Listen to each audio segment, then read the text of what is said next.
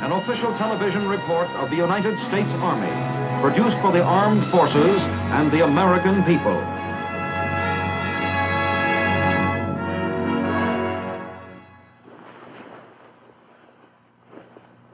Ready, Bill? Yeah. So long, you guys. We'll be seeing you. Yeah, so long. I'll see you next week. You fellas have a nice Christmas. Yeah, some Christmas. I don't know what you're so happy about, Norris. Shaw, quit griping. Army can't close up shop just because it's Christmas. Somebody's got to stay on post. Yeah, that's right. Somebody has to stay, and that somebody's us. We got elected. And nobody got elected. Your name comes up on the roster, and you're just lucky or unlucky. It's like a lottery. It's just tough luck we didn't win. Well, so what? Next time round, we'll be taking off, and somebody else can keep house. Oh, sure. Next time around. Oh, that's a big help. Why don't you take it easy on yourself? Because, man, there's not a thing you can do about it.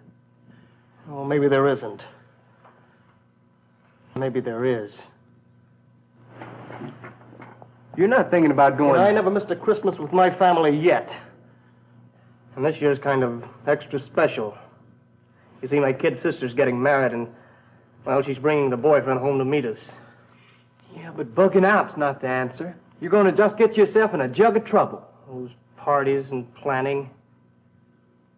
You know, but it's almost a year since I've seen any of them. You better take it easy. You know, you can try to fight this army. But, man, it's a cinch you ain't going to win. Look, I tell you what. I'm going to the PX and meet a fellow from my hometown. You come on along, and maybe we'll go see a moving picture later. That's a good idea, Norris. I tell you what, you go ahead, and I'll see you over there.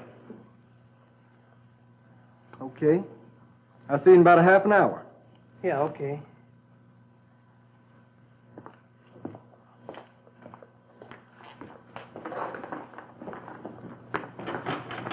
Hi, Sarge. Hi.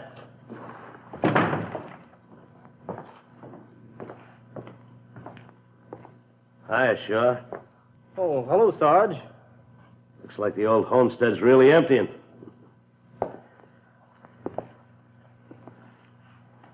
You still bleeding hard? Oh, I guess I'll get over it. Sure you will. We all do. Now you take...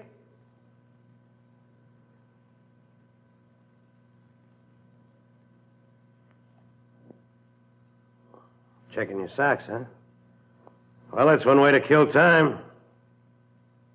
Yeah, I suppose it is. Looks like you, Norris, and me are stuck. The only ones left in the barracks. Well, we'll have Christmas together. They'll put on a special feed in the mess hall. Of course, it won't be as much fun as being home, but then... Well, those are the breaks. Yeah, bad breaks. Could be a lot worse. You take the real job of soldier. That can cost you a lot more than a chance to be home at Christmas. Much more. The people who start wars, well, they're not too sentimental about that kind of thing. Yes, the soldier's job can exact a much greater price. It's interesting to note that some of our country's most critical hours have occurred just when the soldier's thoughts have turned to home and to those personal ties from which he has been separated. At times, it would appear as if the enemy actually counted on such occasions as a morale factor to be exploited for his own advantage. Our Sergeant Brooks will tell us something about the American fighting man in just such circumstances. But before we return to him and to Private First Class Shaw, let me just say that I am Sergeant Stuart Queen, bringing you the latest in our big picture series, The Battle of the Bulge. Now let us go back to Sergeant Brooks, who was there. I remember back in 1944. You might say I was lucky. Made it home for Christmas first 2 years I was in the service. Then I was shipped out. We were in a man-sized war.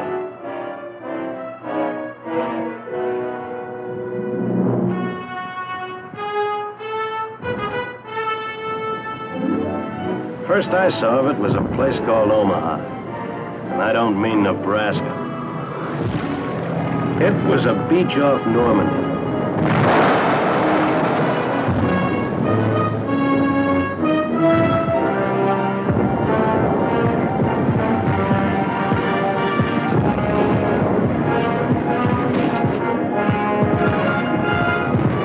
On June 6, 1944, it wasn't a nice place for swimming.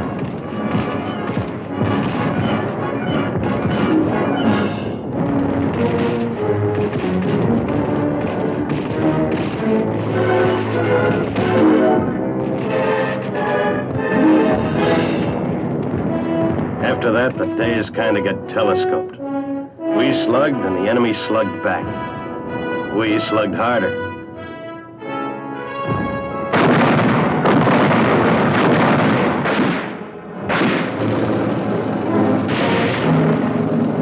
Then there was San Lo, the worst.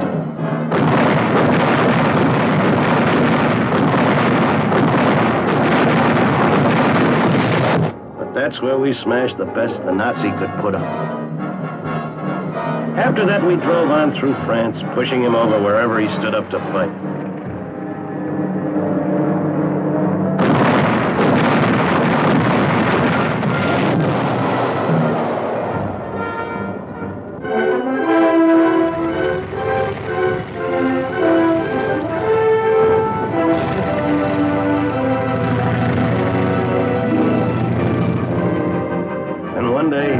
We knew just how far that battling had taken us.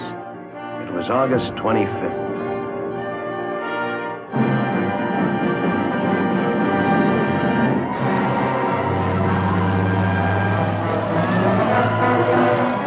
This was Paris. And the French had been waiting for their big day for 5 long years. Because Paris had become a symbol. The rest of the world had been waiting too.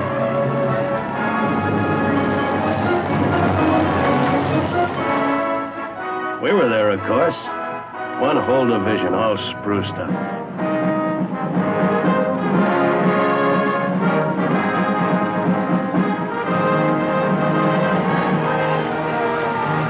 Yep, we were there, all right. But not for long.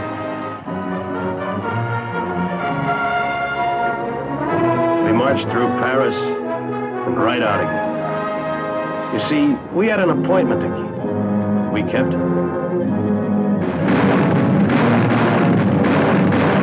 It was still war.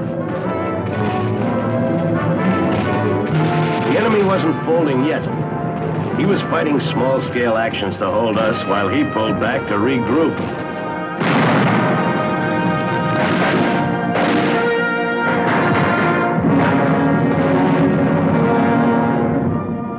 Whole batches were willing to do their regrouping in our POW cages. Between scraps, we were still getting the Paris treatment.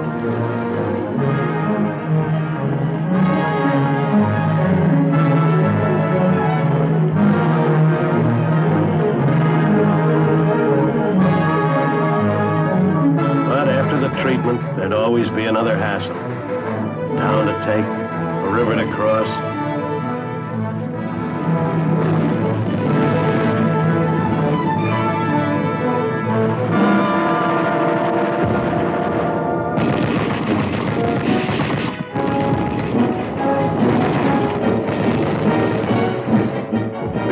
Our rivers and took our town. Now we were moving into Belgium, Luxembourg. Germany was to be next. We were moving so fast that the rumor machine started grinding out that old line. Home for Christmas. It made no sense, but men will believe anything they want to believe. I said we were moving fast. Know what? We were moving too fast. Too fast for supply to keep up with us. We had only one port, Cherbourg. Manpower, ammo, gas, everything had to reach us from that distance. We needed the great Belgian port of Antwerp, But the Nazi knew that, too, and held on to it. The war had just about destroyed France's railroads and rolling stock. And so from Cherbourg and even those Normandy beaches where we'd landed, trucks had to haul everything we needed. Top-rank planning had figured on an October offensive, but the supply problem was going to delay that final knockout punch.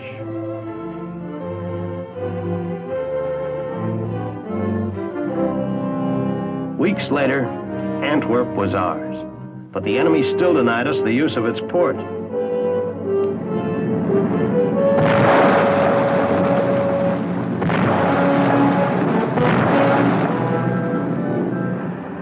It was beyond Antwerp we got our first setback. An airborne attack that was going to outflank the enemy and take us right into central Germany was stopped cold. Nijmegen ended talk about a quick finish to the war. Nijmegen ended rumors about getting home for Christmas.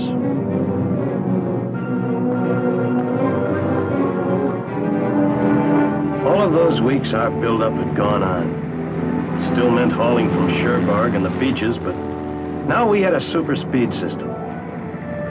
It was called the Red Ball Express, and to get us set for an all-out offensive, it worked round the clock.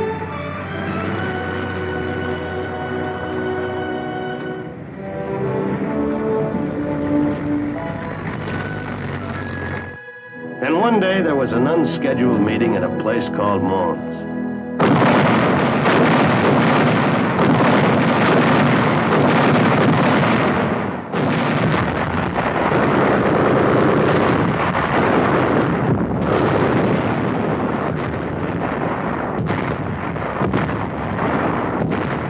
That little slugfest at Mons had knocked off 2 Nazi armies. More important, it had opened the way to the German city of Aachen.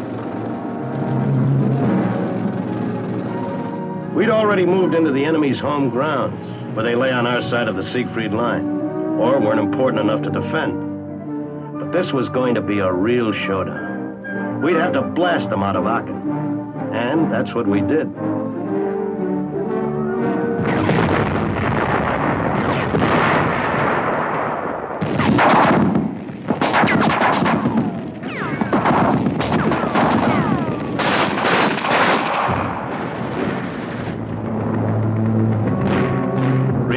Flags began to pop up around town. And being polite, we broke out one of our own.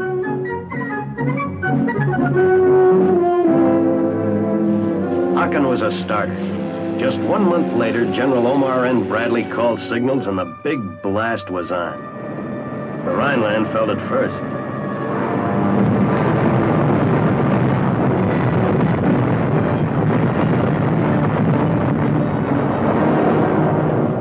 Between us and the Rhineland stretched that Siegfried Line. Its entire length still intact, except where we'd crashed through it at Aachen. The enemy orders called for a stand or die fight against the foreign invaders. That was us. Assault by air could only soften. The rest was up to us.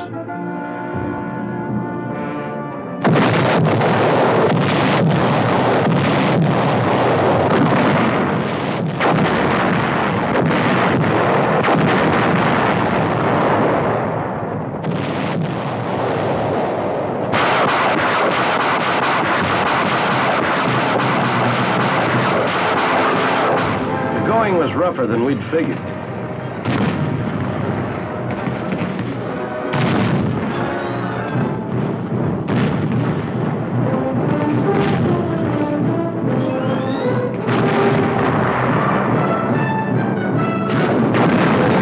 When you can't stand and you don't want to die, well, there's always a third way.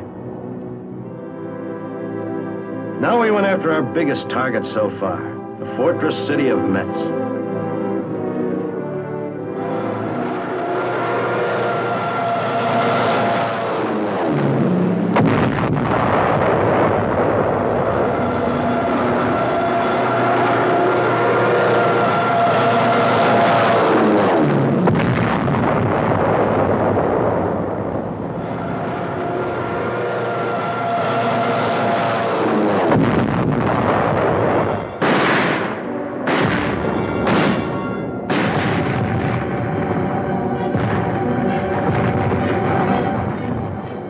Maybe we forgot our manners with the latest batch of Nazis who forgot to stand or die. But Metz hadn't been easy.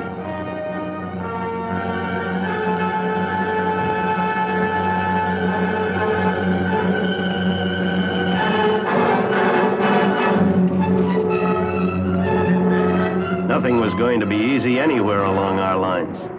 For the Nazi Wehrmacht was tough.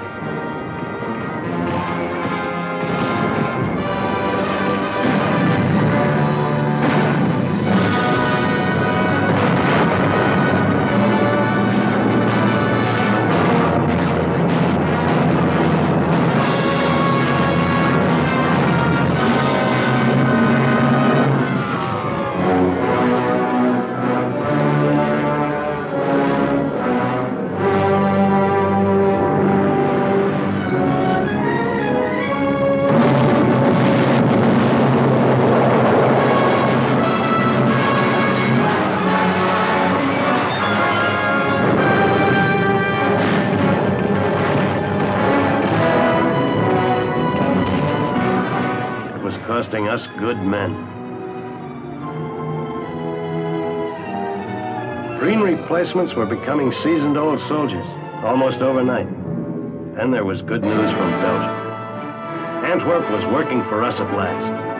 The enemy had been knocked out of the skies and from the islands surrounding the big port. Shortages of ammo, gas, equipment weren't going to limit our movements again.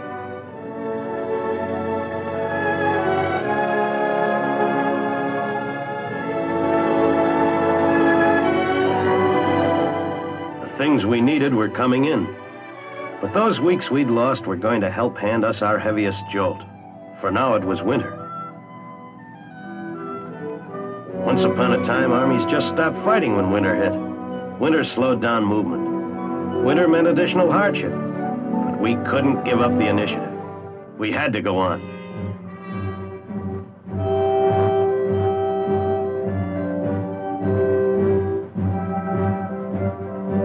The Nazi had been counting on winter weather, and he knew just where he could make it pay off. In the middle of our line, stretching about 85 miles, was the Ardennes Forest. To its north, we had 2 divisions. There were 2 more in the south.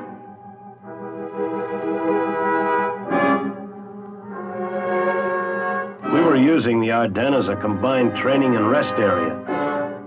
The Nazi knew that, too. His tanks and forces had been massed under tightest security in concealed areas. Now he lashed out.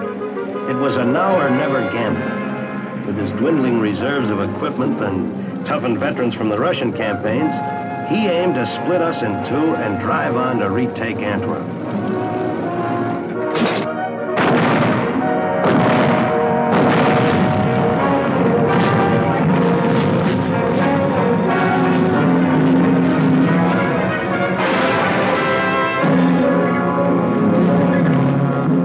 Off balance, and we paid for it.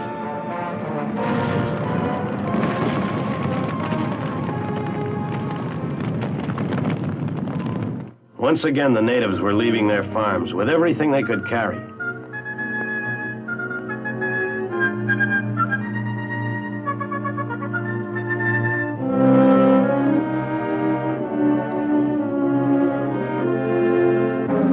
The Nazi planning didn't include rations. They were that desperate. They'd live off the land till they could stock up from our warehouses at Liège and Rheims. That's where he headed, punching a bulge into our thinly held line.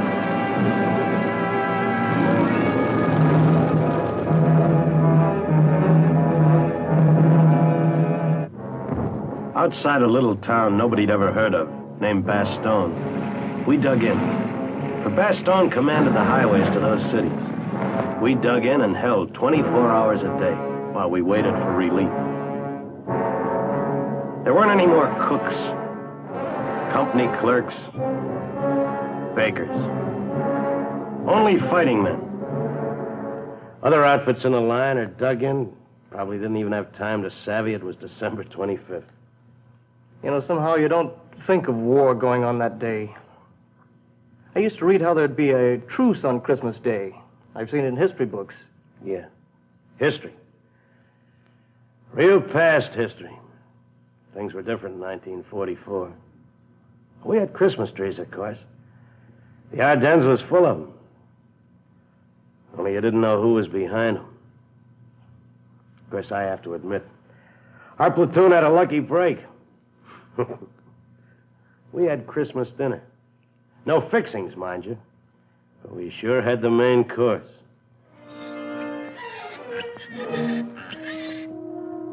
Maybe a few managed some holiday spirit. But for most of us, it was just another day on the job. A soldier's job. The job was going to get tougher.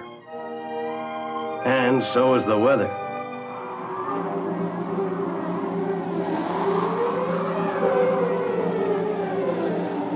Communications were disrupted. Supply lines cut. Contact between units was lost. And there were units that were lost, too.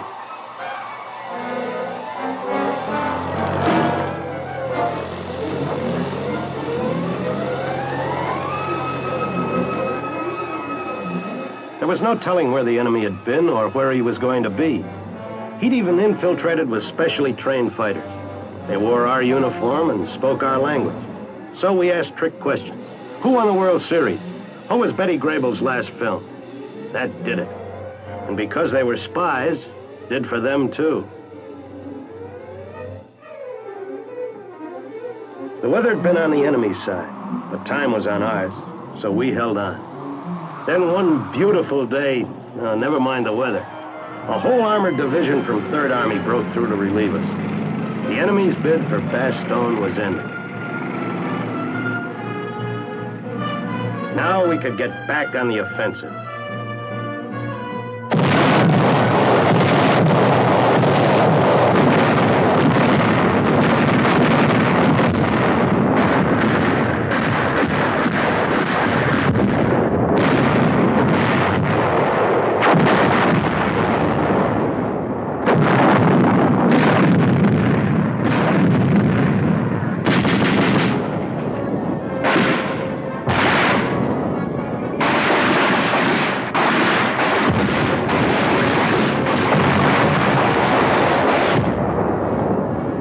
Still hit us for losses, but the steam was gone from his counterpunch. He could delay us, but that's all. The Bulge was shrinking fast.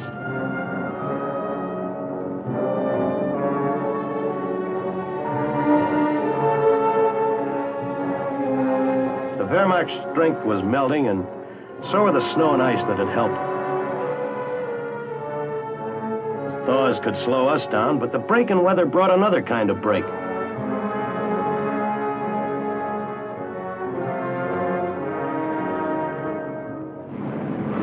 Clearing skies brought us air support. Units that couldn't be reached over truck routes, units cut off by enemy action could now get rations, medical supply, equipment of all kinds by airdrop.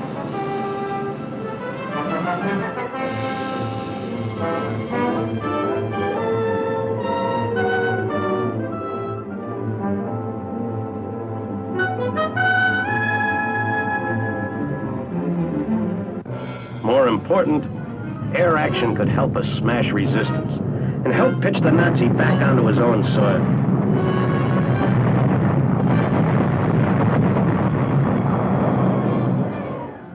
Besides the ones who hot-footed it back to the fatherland to fight another day, there were the lucky ones who wouldn't. Then again, there were the unlucky ones who couldn't.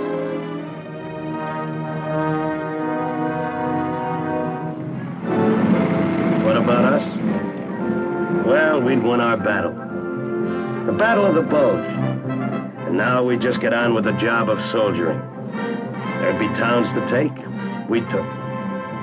Then there'd be a river called the Rhine. We crossed it. That was the beginning of the end. Well, there was more fighting, of course. Hard fighting. But now there wasn't any question about how it'd end. That was the holiday season for soldiers, 1944. Next Christmas, we'd be spending at home. Those of us who made it. Yeah, I was just thinking about the others. breaks again. But then nobody ever figured soldiering was an easy job. Let's see. You've been in the service for a little over a year, right? Closer to a year and a half. Nice record, too. It's a good thing to have, Shaw. Take a bad record. You can foul a man up whether he stays in or leaves. Records stick. Yeah, I suppose that's so.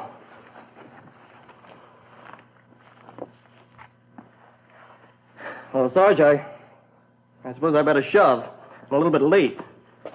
Told Norris I'd meet him over at the PX.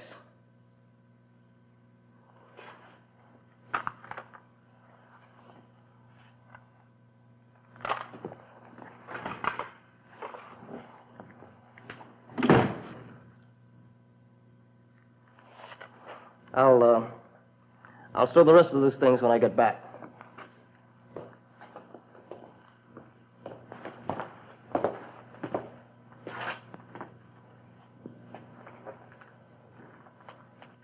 On your way, soldier. See you later.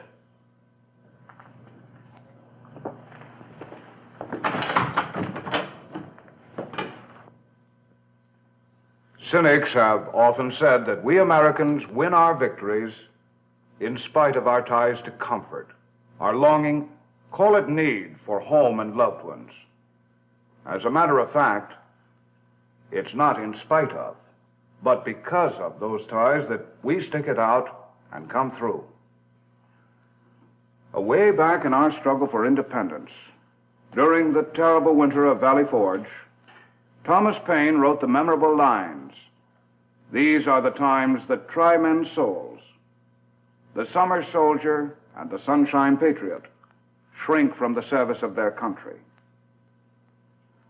At Valley Forge, and down through the years to the Battle of the Bulge and on later to Korea, the American soldier has proved himself to be a winter soldier. For that steadfastness and devotion to duty, an entire nation must be forever grateful. Now, this is Sergeant Stuart Queen, your host for The Big Picture. The Big Picture is an official television report for the armed forces and the American people. Produced by the Army Pictorial Center. Presented by the United States Army in cooperation with this station.